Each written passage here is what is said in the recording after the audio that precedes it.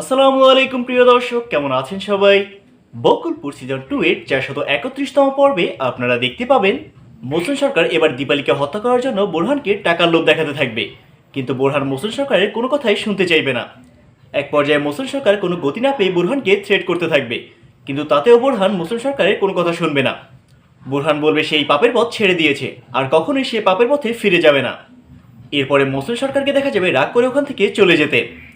অন্যদিকে আব্বাস চেয়ারম্যান এবার সাত্তার মিয়ার কথা ভেবে রুহির সঙ্গে দেখা করবে এবং সেখানে গিয়ে রুহিকে বলবে মন্টুর ঠিকানা দিতে। উত্তরে রুহি বলবে আমার কাছে মন্টুর ঠিকানা নেই। তখন আব্বাস চেয়ারম্যান রুহিকে বলবে সাত্তার মিয়া বলেছে তোর কাছে ওর ঠিকানা আছে। এরপরে রুহি বলবে এটা হচ্ছে সাত্তার ভাইয়ের ভুল ধারণা, সে মনে করছে আমার কাছে তার ভাইয়ের ঠিকানা আছে, কিন্তু আসলে আমার কাছে তার ঠিকানা নেই।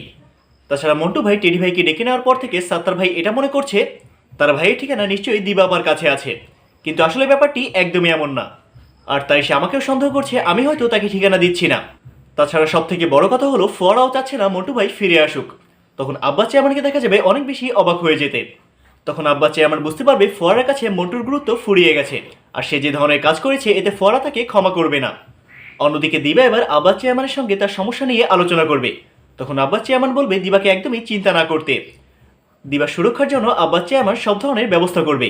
ইতিমধ্যে আব্বাস চেয়ারম্যান এসআই মুজাহিদের সঙ্গে কথাও বলেছে। অন্যদিকে এসআই রাশেদকে এবার দেখা যাবে দিনরাত এক করে তদন্তের কাজ চালিয়ে যেতে, মূলত বৈরম খাঁকে কে মারলো আর তার লাশ কেই বা গুম করলো এ সম্পর্কে তথ্য সংগ্রহ করতে। অন্যদিকে মতিন এবার খলিলের কাছে গিয়ে বলবে উগান্ডা নিগার ভাবির সঙ্গে লাইন মারছে। তখন খলিলকে দেখা যাবে উগান্ডার উপর অনেক বেশি ক্ষিপ্ত হয়ে যেতে। প্রিয় দর্শক, এ সকল দৃশ্যই দেখা যাবে 431তম পর্বে। বকুলপুর সিজন 2 এর 431তম পর্বটি আপনারা দেখতে পাবেন আগামীকাল, মানে 10 জুন শনিবার ঠিক রাত 10টায় দীপ্ত টিভির ইউটিউব চ্যানেলে। বকুলপুর সিজন 2 এর প্রতিটি এপিসোডের অগ্রিম তথ্য ও সময়সূচি সবার আগে জানার জন্য আমাদের চ্যানেলটিকে এখনই সাবস্ক্রাইব করে রাখুন এবং পাশে থাকা নোটিফিকেশন বেল আইকনটি অন করতে একদমই ভুলবেন না। সবাই ভালো থাকুন, সুস্থ থাকুন এবং রেইন টিভি মিডিয়ার সাথেই থাকুন, এই প্রত্যাশায় আজকের মতো আল্লাহ হাফিজ।